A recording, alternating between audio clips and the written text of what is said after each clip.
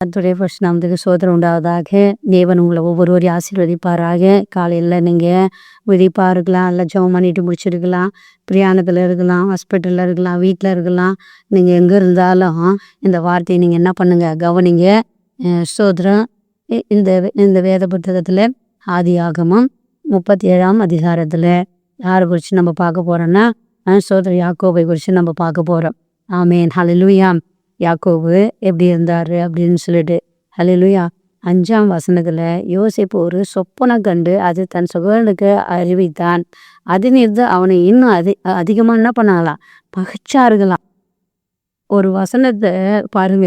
அவன் முதல்ல அவன் 37:1 யாக்கோபு தன் தகப்பன் தங்கியிருந்த கானான் தேசத்தில் குடியிருந்தான். யாக்கோபுடைய சந்ததியில் வரலாறு அவர் பாருங்க. அவர் ஸ்தோத்திர வரலாறு. யோசேப்பு 17 வயதிலே தன் சகோதரோட ஆடுகளை மேய்த்து கொண்டிருந்தான். அந்த இளைஞன் பில்கா சில்பால் என்னும் தன் தகப்பனோட மறுமண மாட்டிகளின் குமாரரோட இருந்து அவர்களுடைய துன்மார்க்கத்தை தன் தகப்பனுக்கு சொல்லி வருவான். அப்போ ஸ்தோத்திரம் அவங்க பிள்ளைங்க தான். ஆனால் அவரோட கூட பிறந்த ஒரு யோசேப்போட கூட யாக்கோபுக்கு 12 பிள்ளைங்க. அந்த 12 பிள்ளைங்களில் யோசேப்பு என்ன பண்ணுறாரு, அவங்க செய்கிற தவறுகளெல்லாம் வந்து அப்பா கிட்ட சொல்லிடுவார். உடனே அவங்களுக்கு என்ன பண்ணிடும், கோவம் வந்துடும். அப்போ பாருங்க, அவர் ஒரு சொப்பனத்தை சொல்கிறாரு பாருங்க. அவர் ஒரே சொப்பனம் தான் சொல்கிறாரு. நான் வயலில் அறுத்த அரிகளை கட்டி கொண்டிருந்தோம், அப்போது என்னுடைய அரிக்கட்டு நிமிர்ந்தது, உங்கள் அரிக்கட்டுகள் என் அரிக்கட்டை சுற்றி வணங்கி நின்றது என்றார். பாருங்க, அவர் கர்த்தர் கொடுத்த சொப்பனத்தை அவர் சொல்கிறாரு, அது தவறாங்க. இன்னைக்கு நான் இது இருக்க போகிறேன்னா உடனே பொறாமை வந்துடும். நம்ம யாருக்கு பொறாம, நம்ம நல்லா இருந்தாலே எதிரிக்குன்னா வரும், பொறாமை வருதான். சோதரன் ஆண்டுடைய வார்த்தையை அவர் சொன்னார். இன்னைக்கு நம்ம ஆண்டுடைய வார்த்தை நான் இப்படி இருப்பேன், ஆண்டவர் எனக்கு இப்படி சொன்னாருன்னா என்ன பண்ண மாட்டாங்க ஜனங்க, பொருத்தியே மாட்டாங்க. நீ இப்படி இருப்பியா, உன்னை இப்படி பண்ணுறேன் அப்படின்னு சொல்லுவாங்க. அதே மாதிரி தான் அவங்க சகோதரர்கள் பாருங்க என்ன சொல்கிறாரு, அவன் நம்ம வந்து அவனுக்கு வணங்கி இருப்போமா, அவன் கட்டு நிமிர்ந்து இருக்குமா, நம்மளாம் வணங்குவோமா அப்படின்னு அவங்களுக்கு உடனே கோபம் எரிச்சல் வந்துடுச்சு. அப்போ பாருங்க ஸ்தோத்திரம்.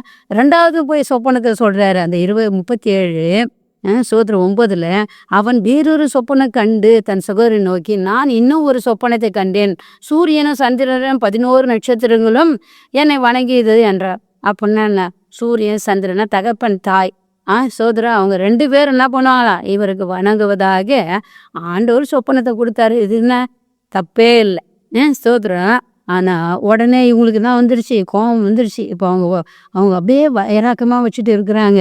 அப்படி வச்சுட்டு இருக்கும்போது ஒரு நாள் சகோதரர் எல்லாம் என்ன பண்ணுறாங்க, காட்டில் ஆடு மேய்ச்சிட்டு இருக்கிறாங்க. சகோதரர்கள் இவர் என்ன பண்ணுறாரு, தின்பண்டம் எடுத்துகிட்டு போகிறாரு.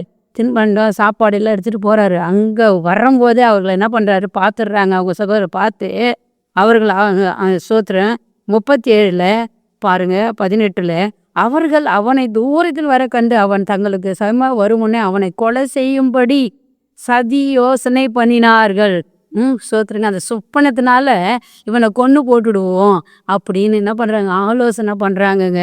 அப்படி பண்ணது மாத்திரம் இல்லை, அவனை தூக்கி குழியில் போட்டுறாங்க. அதெல்லாம் பெரிய சாப்டரு. குழியில் போட்டுறாங்க. அதுக்கப்புறம் யூதா என்ன பண்ணுறாரு, ஐயோ அந்த ரத்தப்படி நம்ம மேலே வரக்கூடாது அப்படின்னு சொல்லிட்டு யூதா பாருங்க 26ஆம் வசனத்தில், அப்போது யூதா தன் சகோதரரை நோக்கி, நாம் நம்முடைய சகோதரனை கொன்று அவன் ரத்தத்தை மறைப்பதனால் லாபம் என்ன அப்படின்னு சொல்லி அவர் உயிர் என்ன பண்ணுறாரு, தப்பு வைக்கிறாருங்க. தப்பு வச்சு ஆண்டுதாமே சோதர இஸ்மேல் வராங்க. சோதரா அவங்க வரும்போது அவங்க கிட்ட என்ன பண்ணுறாரு, சோதர விற்று போட்டுடுறாங்க.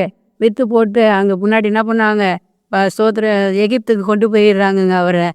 ஆனால் பாருங்க, அங்கே கொண்டு போயிட்டு கூட அவர் உண்மையாக இருந்தாருங்க.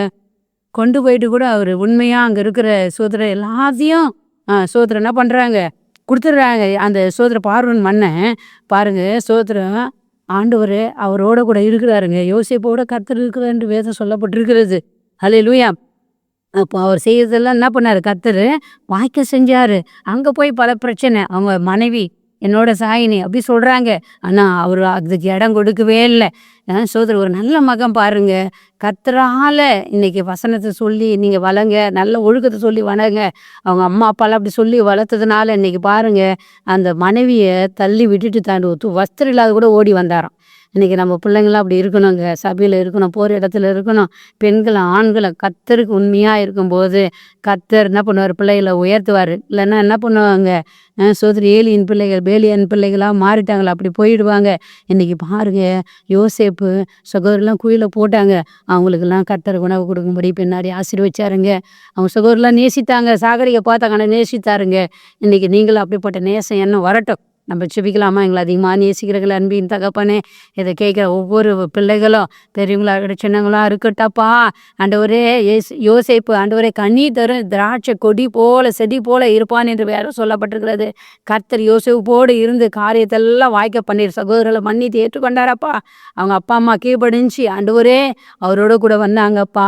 ஆண்டவரே சொன்ன சொப்பனம் நிறைவேறினது ஆண்டவரே. அப்படி ஆண்டவரே பிள்ளைகளுக்கு ஆண்டவரே என்ன வார்த்தை கொடுக்குற அதன்படி நீங்கள் ஆசீர்வதிங்கப்பா.